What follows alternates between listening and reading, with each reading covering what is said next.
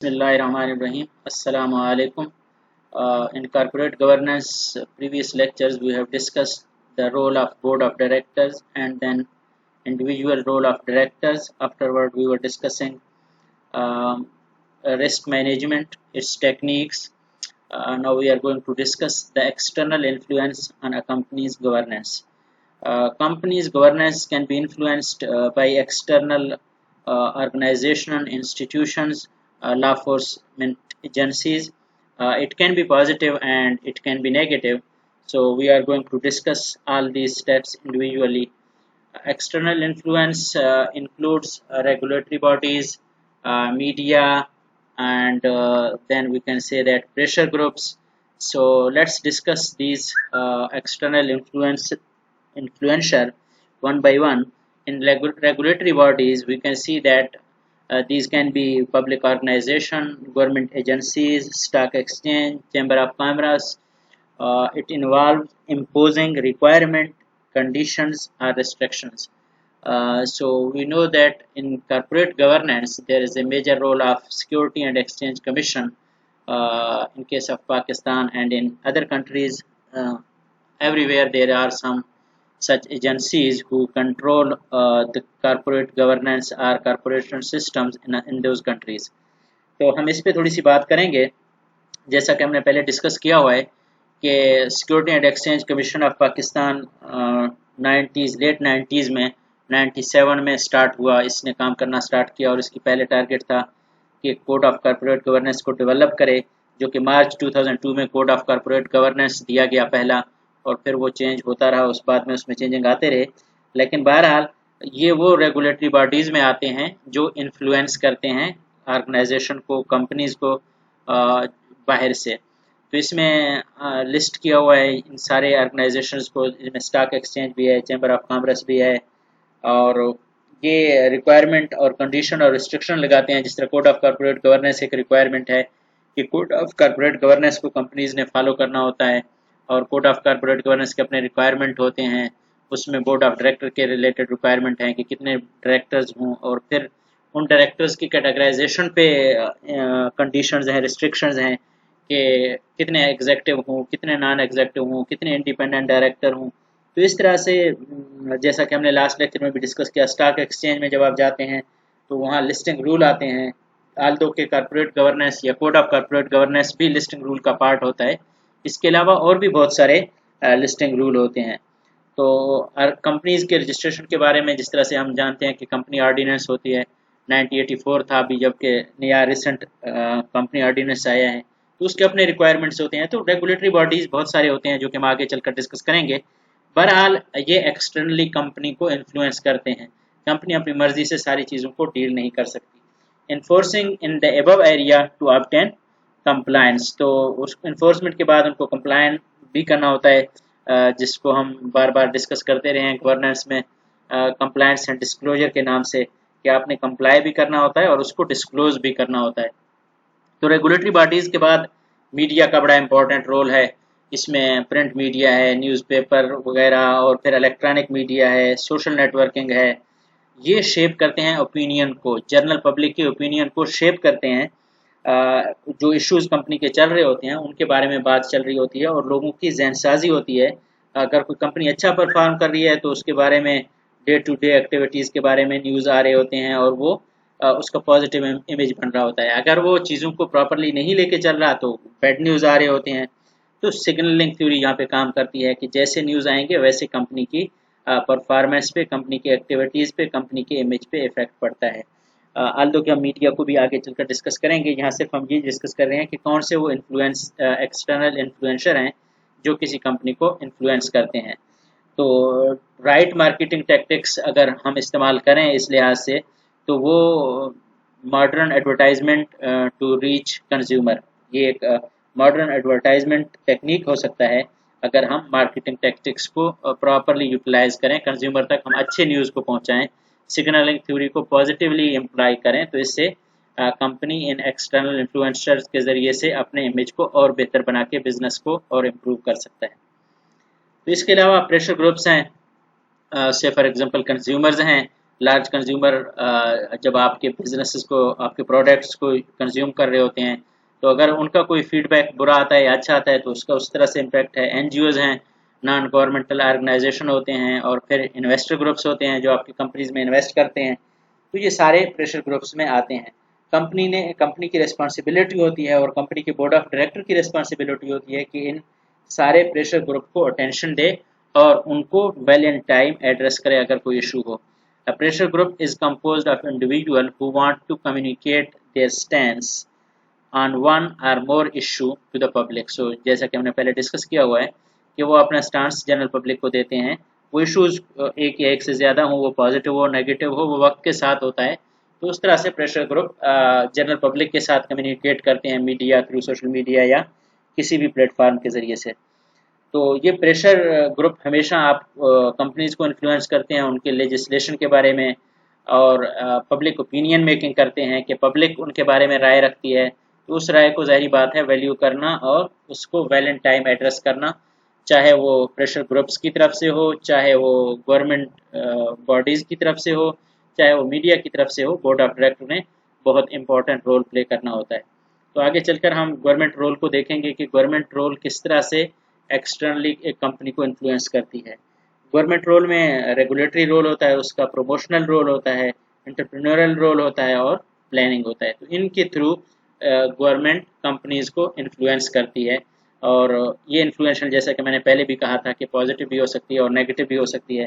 तो regulatory role में public authority और गवर्नमेंट एजेंसी रेस्पॉन्सिबल होती है कि वो एक्सरसाइज करे अपने अथॉरिटी को लॉ इन्फोर्समेंट के लिए, इन लॉ को इन्फोर्स करने के लिए अपने अथॉरिटी को एक्सरसाइज करते हैं। जैसा कि हम पहले डिस्कस कर चुके हैं, अथॉरिटीज़ में कंपनी ऑर्डिनेंस है, और फिर SECP है, फिर आपके स्टॉक एक्सचेंज हैं। तो ये सारे लॉ इन्फोर्समेंट एजेंसीज हैं और इनके थ्रू से आपको रूल्स और रेगुलेशंस फॉलो करने होते हैं। ये असिस्ट करता है बिजनेस को latest marketing and promotional techniques के ज़रिए से भी, के रेगुलेट करते हैं कि आप इस तरह के, मतलब अगर बिजनेस शेप कर रहा है, चेंज हो रहा है, नई टेक्नोलॉजी आ रही है, तो गवर्नमेंट इंडस्ट्री में अनाउंस करता है कि आप लोगों ने शिफ्ट करना है toward this new techniques and new technologies.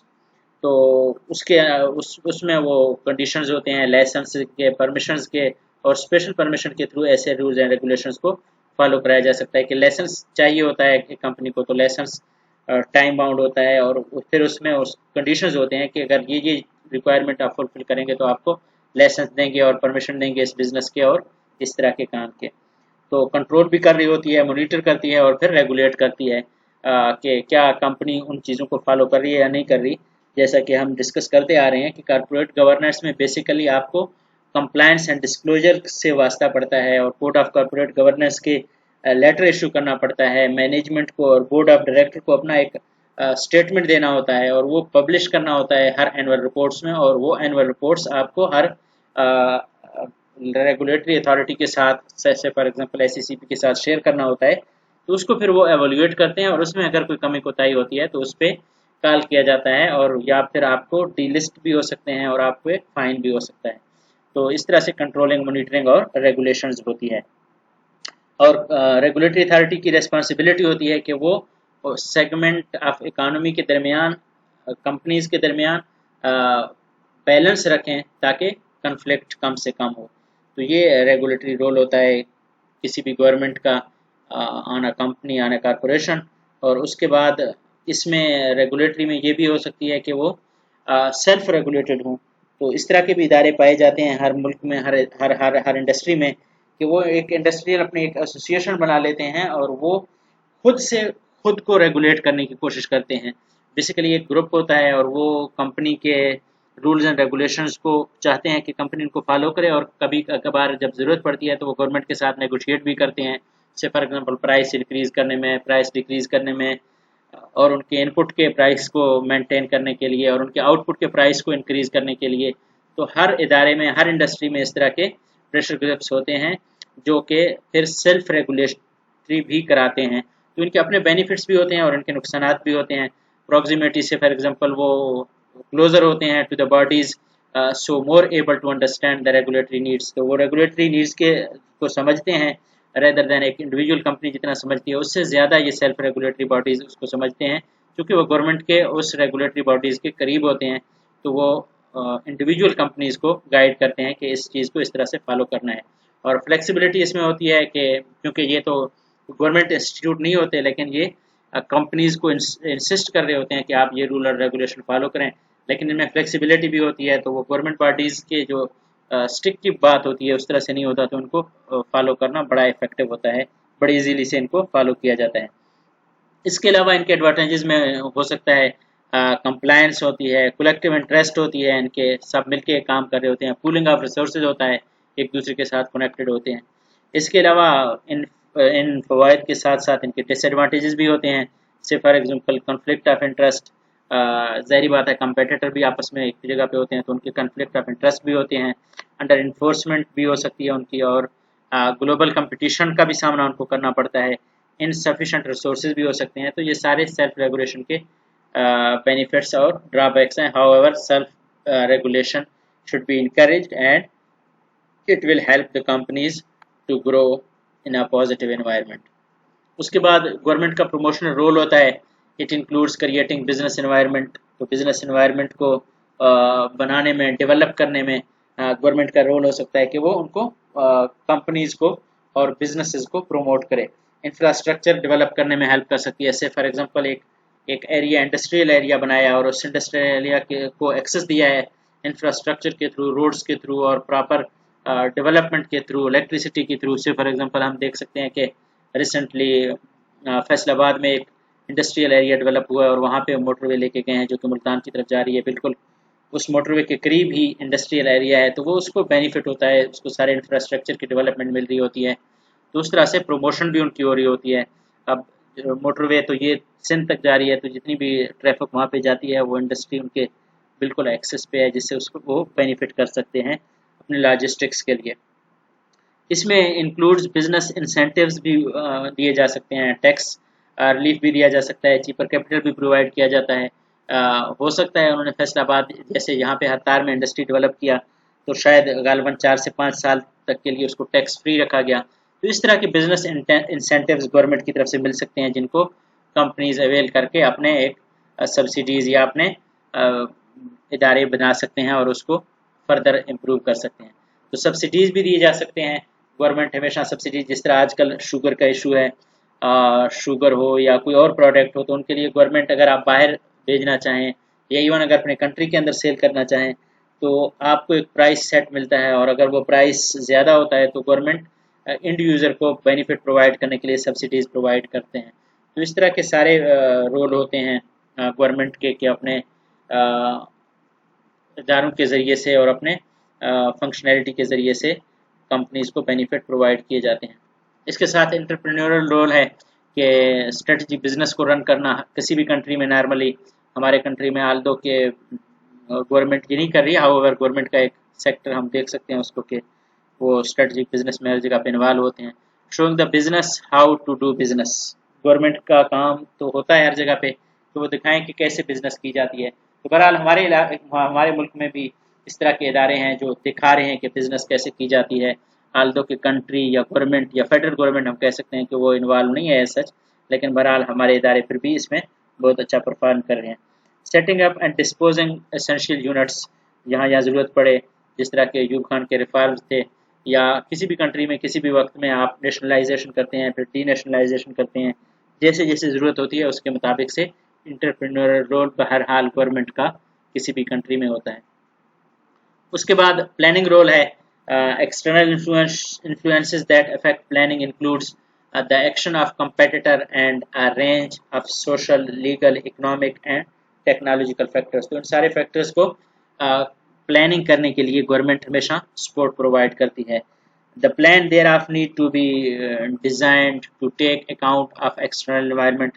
तो सारे एक्सटर्नल एनवायरनमेंट को सामने रखते हुए प्लानिंग करनी होती है। जनरल इकोनॉमी को किस तरह से लेके चलना है उसके लिए गवर्नमेंट प्लानिंग करती है, और उसमें फिस्कल पॉलिसीज़ कैसे होना चाहिए, मॉनेटरी पॉलिसीज़ कैसा होना चाहिए, क्रेडिट कंट्रोल को किस हद तक रखना है, और इंटरेस्ट रेट को कहाँ तक ऊपर लेके जाना है, कहाँ तक कम करना है, स्पेसिफिक सेक्टर को डेवलप करना है, किसी एरिया को डेवलप करना है, जैसे कि पहले मैंने एग्जांपल दिया, हदार इंडस्ट्रियल एरिया है, फैसलाबाद का है। हमारे जो सी पैक का जिस तरह से हम समझते हैं और जानते हैं कि चाइना का प्लान था कि वेस्टर्न चाइना और वेस्टर्न पाकिस्तान को डेवलप किया जाए, और अगर पाकिस्तान जिस तरह से मगरबी KPK को और मगरबी बलूचिस्तान के एरियो को अगर डेवलप करना चाहे तो ये एक बहुत बड़ा अपॉर्चुनिटी है। तो इस तरह के बहुत सारे प्रोजेक्ट्स और बहुत सारे एरिया के डेवलपमेंट के लिए प्लानिंग की जाती है, और फिर उनको पूरा एक सपोर्ट प्रोवाइड किया जाता है, इंफ्रास्ट्रक्चर डेवलपमेंट होती है, और फिर वहाँ पे बोनसेस दिए जाते हैं, वहाँ पे टैक्स इंसेंटिव दिए जा सकते हैं, जिससे गवर्नमेंट डेवलप कर सकती है। तो कंपनीज के लिए बेहतर है कि वो इस तरह के इन चीज़ों पे नज़र रखें, और जहाँ यहाँ ज़रूरत है वहाँ पे वो बिज़नेस में जा सकते हैं।